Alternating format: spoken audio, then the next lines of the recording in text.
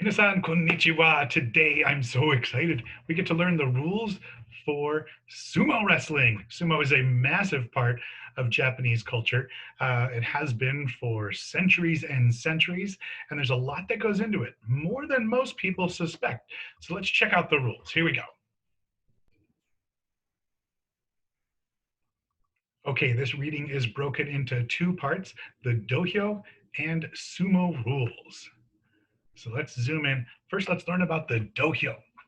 And the dohyo is designed to look like a Shinto shrine. And the dohyo, I should explain, is the wrestling arena. It's the actual thing that they fight in.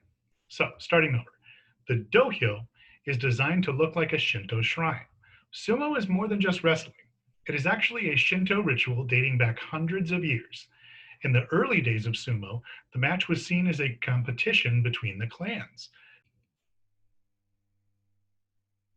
The rikishi, the Japanese word for sumo wrestler, each represented a different clan. The winner was said to bring the greatest blessings of the kami to their clan. And remember, the kami are the spirits in the Shinto religion, and there's millions of them.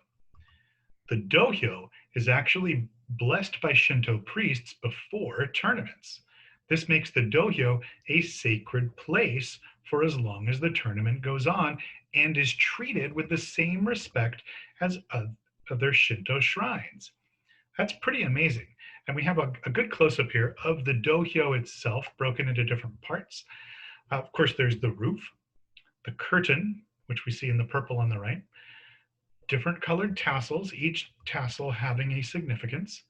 The gyoji, who is the referee, the higashi rikishi, and that would be the rikishi who stands in the east, and the nishi rikishi, who's the rikishi that stands in the west.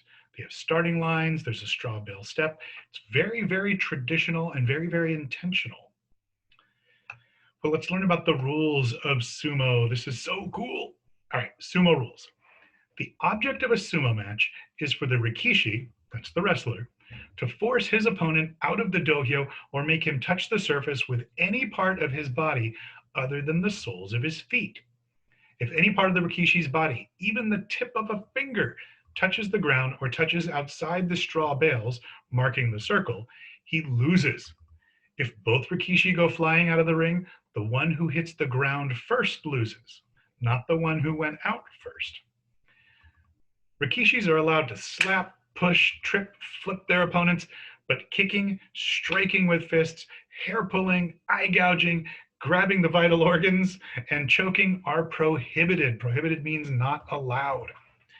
The rikishi can also grab their opponents by any part of their body, even their neck, and grab and pull on their opponent's mawashi belt. And the mawashi is the belt that the rikishi wears. There are over 70 different moves that can be used to bring an opponent to the ground or throw him out of the ring. There are 48 recognized sumo techniques. They all have names like beltless arm throw or one leg trip.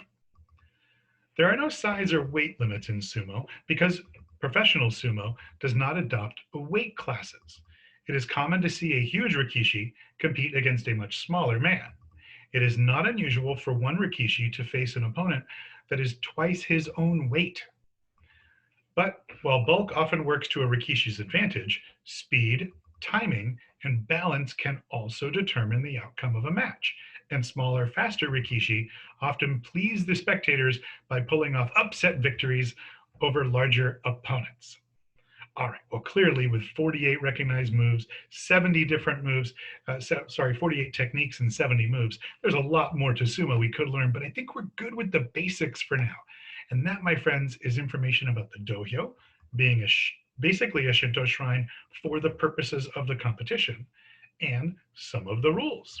Thanks for reading with me.